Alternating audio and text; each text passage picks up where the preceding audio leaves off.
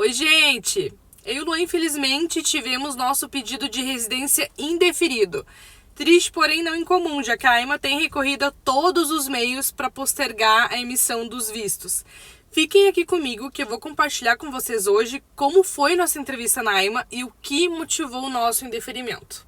Bom, primeiro para contextualizar para vocês o nosso trajeto até aqui, nós chegamos em Portugal em 2022 como turistas. A gente chegou aqui, arrumou trabalho, né? O Portugal tinha essa possibilidade, né? Hoje eu faço vídeos dizendo não venha como turistas, mas a gente aproveitou quando podia vir, né? Hoje eu falo que não pode, que não venha, porque realmente eu estou aqui dentro, eu vivencio isso daqui e eu sei que hoje não vale mais a pena. Mas na época eu falava assim pro pessoal vir como turista e se legalizar depois com contrato de trabalho, porque tinha essa possibilidade. Tava na lei, tava previsto isso. Então a gente veio como turista assim, arrumamos trabalho aqui em Portugal e demos entrada na nossa intenção de morada. E a partir daí, a gente foi vivendo, né? A gente tava com o nosso processo rolando, só que a gente teve que voltar pro Brasil por motivos pessoais. A gente voltou pro Brasil, passou alguns meses lá, e quando a gente retornou a Portugal, já tinha sido criado a CPLP, tá? A CPLP, ela foi criada com o intuito de desafogar os processos, né? Teve a extinção do CEF, fundaram a AIMA, né? Substituíram com a AIMA, e a AIMA assumiu todos os processos, né? Que estavam pendentes no CEF. E aí eles tiveram a brilhante ideia, né, de inventar a CPLP, de criar a CPLP com o intuito de desafogar. Gerou um monte de transtornos, outros países da Europa ficaram enlouquecidos da veracidade desse visto, porque não estava sendo feita uma entrevista de fato, simplesmente tu ia no sistema deles e trocava a opção. Quem estava com a manifestação de interesse tinha automaticamente o visto liberado. Então gerou uma série de confusões. A gente aproveitou bastante a CPLP, isso ajudou muita gente em questão de trabalho e outros assuntos. E aí essa CPLP ela tinha duração de 1 ano. Quando chegou o final desse 1 ano, a AIMA ainda estava aquela loucura e eles postergaram por mais 1 ano esse visto, né? E aí a gente ficou mais 1 ano com esse visto vencido, porém válido de certa forma. No final desse segundo ano, eles começaram a chamar para as entrevistas, marcar as entrevistas, enviar os e-mails, né? Solicitando que a gente comparecesse para fazer a biometria e a foto e a documentação, né? Entregar a documentação toda. Então foi no dia 30 de abril desse ano que a gente fez a nossa entrevista na AIMA. E aí, chegando lá, a entrevista foi bem tranquila. Na verdade, a pessoa que tá lá, ela não é quem vai avaliar o teu processo, né? Ela tá lá para coletar os teus dados, biometria, tirar a foto e pegar os teus documentos. Então é muito tranquilo, não tinha fila quase lá, demorou um pouquinho porque tinha outras pessoas na nossa frente, mas bem tranquilo, bem controlado. A gente fez a entrevista, eu e o Lu, a gente fez juntos, né, a entrevista, a gente conseguiu entrar juntos. E eu não estava trabalhando no momento da entrevista. Inclusive, eu achei que esse seria o motivo, mas não foi. Aguardem, que já vou contar pra vocês o motivo do indeferimento, mas não foi esse o motivo. Eu achei que, como eu não comprovei meios de subsistência, eu levei como se fosse um atestado de responsabilidade do Lua se responsabilizando por mim. Eu achei que esse seria o motivo do indeferimento, mas não foi esse.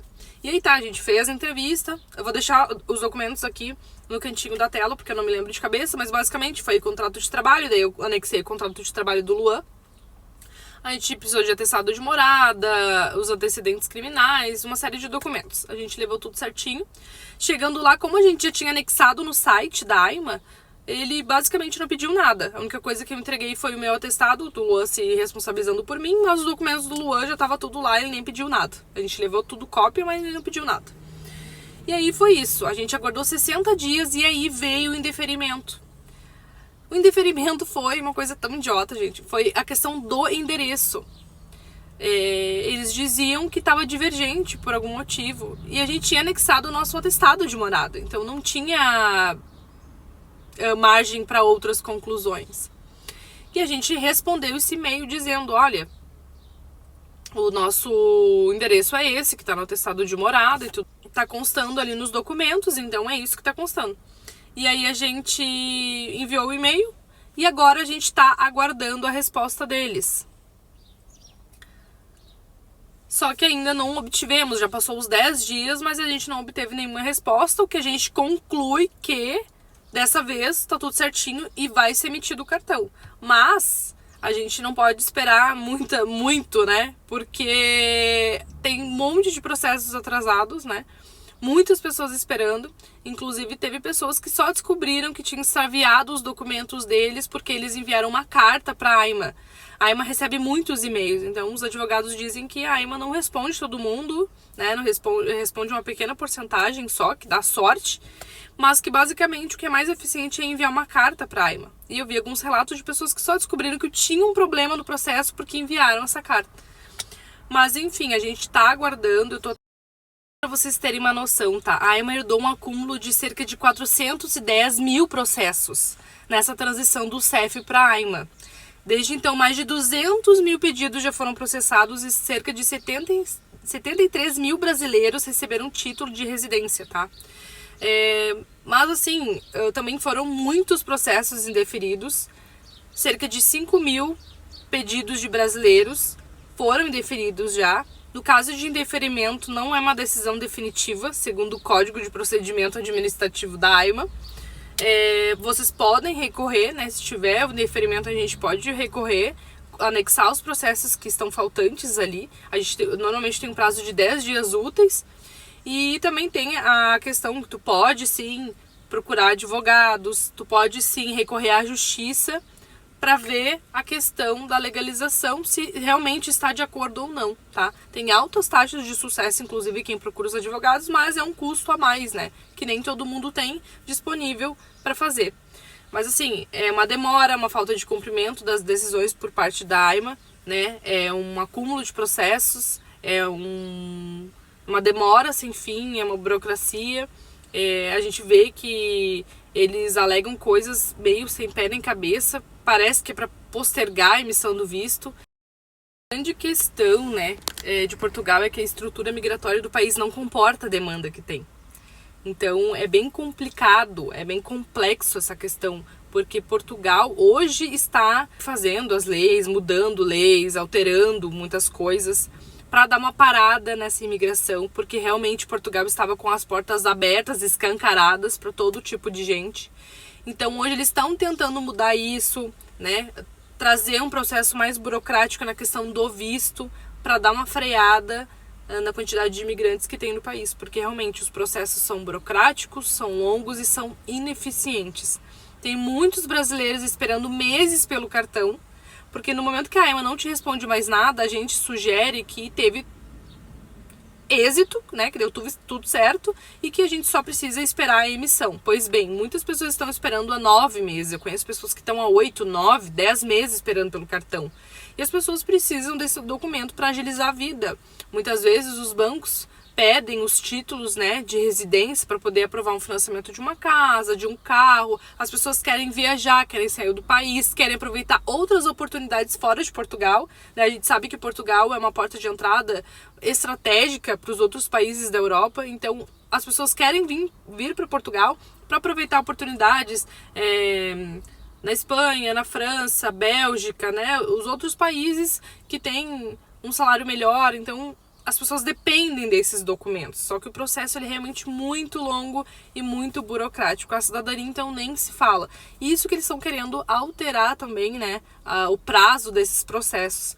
Então, a gente vai ter algumas mudanças pela frente. Mas é uma coisa, assim, a se pensar, sabe? Porque os imigrantes, eles contribuem com impostos, alugam, compram, mas ficam refém de um sistema lento e falho. Né? Se tu tá chegando ou se preparando para vir para Portugal, se prepara porque os processos são bem burocráticos, tá, gente? É isso. O vídeo de hoje foi esse, mais para contar mesmo o motivo do nosso indeferimento e como foi a nossa entrevista e dizer para vocês que apesar de tudo a gente tem que ter um pouco de paciência que no final dá tudo certo. A gente às vezes fica afobado para ver tudo certo. A gente tem a sensação aqui em Portugal de que a nossa vida ela tá meio bagunçada, sabe? Muitas vezes a gente se sente um pouco perdido. A gente quer que as coisas entrem no eixo, né? A gente tem planos, tem sonhos, quer construir, quer adquirir. E muitas vezes a gente fica preso nesses impasses assim mesmo de documentação e tudo mais. Então é uma coisa que como eu disse, o planejamento ele é muito importante, inclusive o mental, né? Tu se preparar psicologicamente para as coisas que virão. Muitas vezes a gente acha que por ser Portugal vai ser muito mais fácil, mas não. Existe também todo um processo que a gente precisa saber aguardar e a gente fica às vezes revoltado pela ineficiência, mas a gente precisa ter em mente de que as coisas são como são. Não é porque a Natália vai vir aqui para Portugal, vai reclamar no YouTube que algo vai mudar. Não vai. Porque isso depende de outras pessoas, isso depende de um governo todo, uma estrutura toda, né? Muitas pessoas não vão vir mais para Portugal. Tem muitas pessoas mudando de planos, pessoas que vão para Espanha, vão para outros lugares, não vêm mais para Portugal.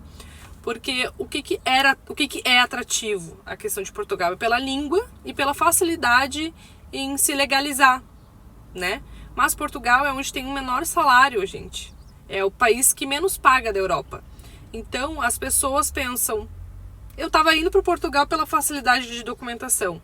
Se eu não vou ter mais essa facilidade de documentação, eu vou para outro país que paga mais, né? É uma lógica se pensar. Então, assim, eu gosto muito de Portugal, não estou desdenhando do país, né? Porque sempre que a gente fala alguma coisa relacionada a isso, vem gente... Ai, meu Deus, vai embora então. Não vou embora.